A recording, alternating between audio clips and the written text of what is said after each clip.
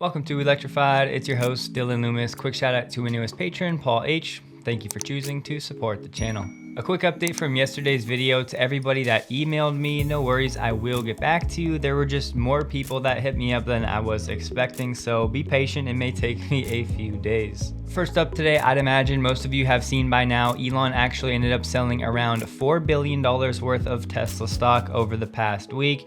No real reason has been given yet, but my expectation that it's definitely for a Twitter runway. So Elon most likely forced to sell to have some liquidity for the Twitter project. Unfortunately, he had to do it at a suboptimal time. Plain and simple, this has nothing to do with Elon's conviction in Tesla stock. And if you're accumulating Tesla at all, these times really are a gift in the long term. I know many people are upset that previously Elon insinuated that he was going to be done selling. The truth is, you can interpret what he said a few different ways. Ultimately, even if he came out and said, I'm not selling Tesla stock and made it super definitive, plans change, right? I'm a human, my plans have changed many times. So I get it, things come up, opportunities arise, and again, plans change. I'm not gonna hold him over the fire for a decision that he makes. So if you want to invest in Tesla stock and have access to all of the upside, which we all do, we're just gonna have to ultimately accept the downside in seasons like this as well. A quick word on Tesla in China, because last night Rob did talk about this, but he threw the word concerned around a little bit when he was talking about the purchase tax incentive.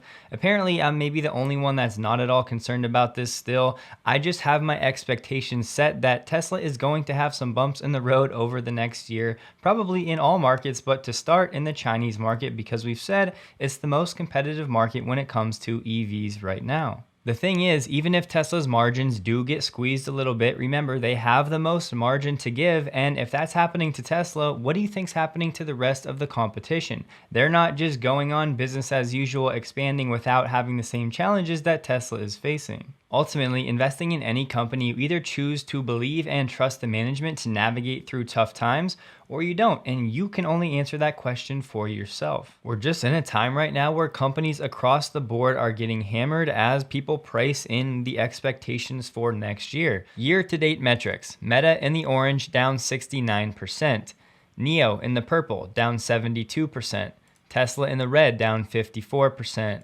Google in the gray down 38%, GM in the yellow down 37%, Apple baby blue down 25%, and Ford in the green down 24% all year to date. The point being, globally, we're in one of the most complicated times in history with the war, energy prices, supply chains, COVID. You get it, these companies are going to face challenges, Tesla included. And once again, you just have to trust their management to navigate through it. And with all due respect, I'll just say, if you don't have that confidence personally in Tesla, then I would just say maybe you don't understand the company fundamentally as well as you may think. For some more context, XPeng is down 83% this year. BYD, who has been crushing the market in China, selling a ton of cars, yes, a lot of hybrids, is still down 26% year to date. What do we know? Tesla's one of the only automakers making electric vehicles profitably. Maybe BYD's close with subsidies, but ultimately, again, Tesla's in a league of its own. So if Tesla's going to face challenges, then I can guarantee you the rest of the industry is also facing similar challenges,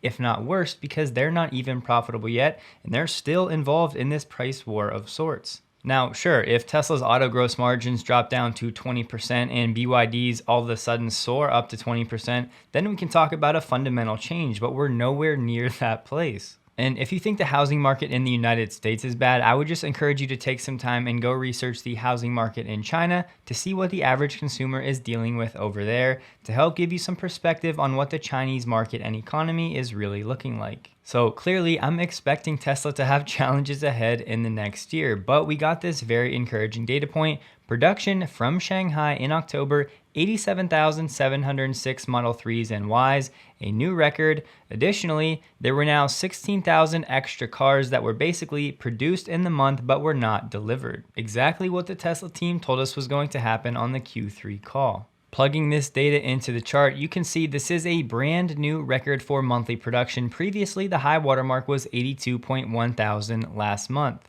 And guess what? If you do the math, multiplying this month by 12 to get a run rate based on October, that's 1.05 million vehicles per year. the first time Tesla has hit a theoretical run rate of over 1 million units. Tesla would not be producing a record number of cars for the month if it was worried about an upcoming demand cliff. For as far as Tesla can currently see into the future, they will still sell every car they can make, and they'll do it relatively easily. It may be in different markets with slightly different margins, but that's just, again, how these business cycles work. We know in the first month of the quarter, Tesla usually has a lower local delivery number. Despite that fact, the Model Y still ranked number 1 in China sales of high-end SUVs with a starting price over $41,400. The Model Y was followed in second by the BMW X3 and in third by the Mercedes-Benz GLC. A fun fact for you, one of my favorite humans is Lex Friedman. He's been recommending Athletic Greens now for years, and I wanted to support his work, so about a year ago I grabbed some. Fast forward to now, and Athletic Greens is the sponsor of this video. Another awesome science-based channel that I watch and would recommend is the Institute of Human Anatomy, and guess what they're also now recommending? America has become a peddler of poor health, with processed and fast convenient food becoming the norm. That results in this. Most people are lacking key vitamins and minerals were created to get from whole, natural, unadulterated food. This means important bodily functions will not work as intended. Enter AG1. It has 75 different probiotics, minerals, and vitamins in every serving. Now, I will say, for this to have a benefit, you need to take it consistently. People thinking they can undo 30 years of malnutrition in 1 month are uninformed. One of my favorite things about AG1 is I can rest assured knowing that I'm actually ingesting what's on the label. I know this because it's certified independently by NSF on an ongoing basis. If you use my link in the description below, you can get 5 travel packs and a 1-year supply of vitamin D3K2 for free with every new purchase. So if you want a quick and easy way to do what you can to fuel your body properly, AG1 is worth a shot. We've been saying it now for weeks, but it looks like the Inflation Reduction Act will be amended due to all of the global pushback. It looks like we have a new bill that was introduced in the Senate, so it's not a done deal, just being proposed, but it would essentially repeal the Made in North America requirement, and it would also have longer transition periods for the battery and component sourcing requirements. A huge push for this bill is to actually establish a supply chain and manufacturing for the EV industry here in North America. So repealing that first part about where they're assembled doesn't make a lot of sense, but the second part where you extend the timeline to give these companies a few years to actually develop these local supply chains in North America does make sense, because originally the Inflation Reduction Act kind of just threw it on all of these automakers, and Hyundai comes to mind. This new Affordable Electric Vehicles for America Act, this bill would push back most of the deadlines of the sourcing requirements by between 1 to 3 years. And rather than speculating on what cars might qualify and might not, I personally would rather just wait to get the official word from the Treasury, because we've been told we should have it by the end of this year. Shifting gears, I just wanted to share some quick comments from Gene Munster. If you missed our interview with him earlier this year, I will link it above. He said in a recent interview, "I think it's getting near term more attractive," talking about Tesla stock. "I've been a long-term believer in this. None of that long-term optimism has changed." He said it was a stretch to think legacy automakers can close the gap in the next few years. And he said, "I just still believe it's a lot harder to build an electric car than it would seem. It's very hard to build quality EVs at scale, and especially to do so profitably." Again, Tesla really the only company doing that. Don't lose sight of that. Rob touched on it last night, but in case you missed it, Zoom will be coming to Tesla vehicles with an official app. It'll use the interior car cabin camera for the actual call, so that might be a little weird, but nice to see things like this. Have a quick listen to this. I know you guys don't love the design of Tesla, but I appreciate the degree of its safety. It's really quite nice. In this market, it's really important to watch what some of the biggest companies in the world are doing, because right now they're really setting the tone for what we should be expecting heading into next year, because again, they have the best view into the supply chain, employment, demand, pricing power, and all of that, basically what's really going on. Meta is set to cut 11,000 jobs, which is 13% of Meta's employees. It's also noteworthy because this will be the first major round of layoffs in Meta's history. Not only that, but there will be more cost-cutting announcements expected in the coming months. This theme is playing out basically across the entire tech industry, and it is unfortunate, but ultimately this is what the Fed has been pushing for. They need to have a looser labor market than we have if we have any hope of a Fed pivot at some point in 2023. We of course still need inflation to come a long way down as well, but we can't forget about the labor market either. Mark said, obviously, this is a different mode than we're used to operating in. More recently, our revenue has been flat to slightly down for the first time, so we have to adjust. Of course, they're transitioning to the metaverse, but zooming out again, some of these bigger companies, the FANGs, they've been struggling with growth. So when the market again values growth companies, looking at the options, Tesla is going to be hands down the most attractive growth company. So far today, the market loves it, rewarding Meta stock being up about 6.5% so far. So currently, the stock market is valuing fiscal responsibility and profits right now. Here's a look at the 2024 EX90, which is Volvo's first purpose-built electric vehicle. Meaning this one is actually designed from the ground up for electric propulsion alone. The EX90 battery will have a usable capacity of 107 kilowatt hours with a range of up to 300 miles. It will have bi-directional charging capability, and Volvo will sell the necessary home hookup and energy management software, although which markets we actually see this in remains to be seen. The EX90 will also come with the hardware for eventual unsupervised driving. Looking at the interior, what don't you see?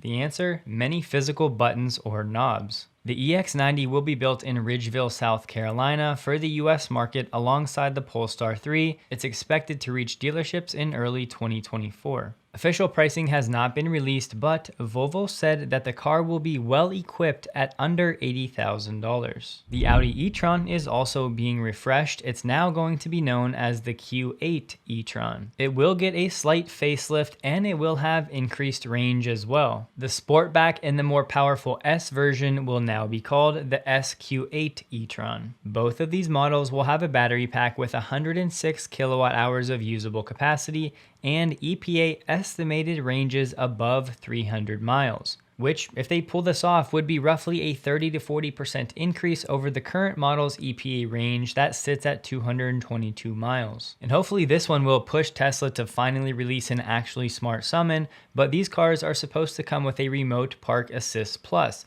which can navigate the SUV into tight spots as the owner controls the process from outside the car via a smartphone app. Official pricing for the refreshed versions will be announced later, but they shouldn't be a huge increase over the current starting price of $72,000 for the standard and $89,000 for the S. A quick note on BYD, they are definitely a company we should start watching more closely. In October, they sold 217,800 EVs. What we care about most though is full battery electrics, and that number was over 100,000 for the month for the first time. I stand by what I've been saying that comparing BYD to Tesla is kind of a fool's errand. They're really approaching the markets from different strategies. BYD is basically breaking even, focusing on volume, of course doing a lot with hybrids. They do have some other products. They do have a Powerwall competitor, which many people sleep on as well, but you can't argue with the fact that they're growing quickly and steadily. And we'll dive into this more in future videos, but BYD is the second largest power battery manufacturer in the country. So far this year, BYD's installed battery capacity is about 67.68 gigawatt hours. And strictly for some context, in all of 2021, Tesla deployed about 4 gigawatt hours of battery storage. So far this year, through the first 3 quarters, that number also sits around 4 gigawatt hours. Just remember, BYD isn't really focused on trying to make a bunch of profit right now. They just want to get butts in seats, and they want to expand outside of just the Chinese market, starting with Europe. And yes, at some point you have to be able to turn a profit consistently. However, when you're backed by the Chinese government, that runway quickly becomes a lot longer. And yes, I know that BYD insists it's a private company, not really owned and operated by the Chinese government,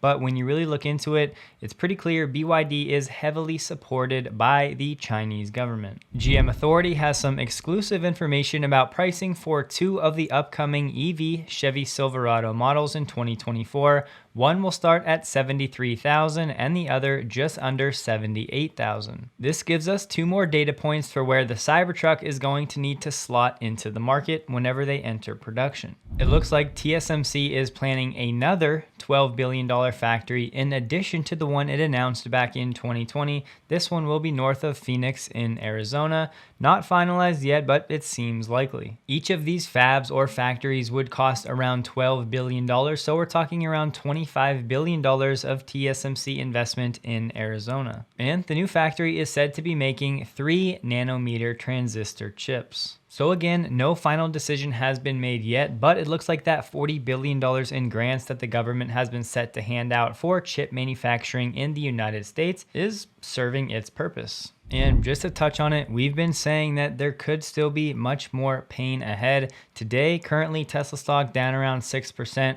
but if you look at other sustainable energy companies, it's red across the board. Lucid down 18, Rivian down 12, NIO down 12, XPeng down 13, Li down 10, QuantumScape down 12, Polestar down 8. You get the picture, it's not just Tesla. Right now, the only company on my watch list that's up is Meta after they just announced they're going to lay off 11,000 people. This is just the market that we are in right now. Even Apple, who has been leading the way so far, still down 3% today. So in my humble opinion, today's move is not just a Tesla specific move, but a broader market sentiment. Don't forget, check out AG1 linked below to get your freebies. Make sure you take care of your health, especially in the midst of all of this noise. Hope you guys have a wonderful day despite this. Please like the video if you did, and a huge thank you to all of my Patreon supporters.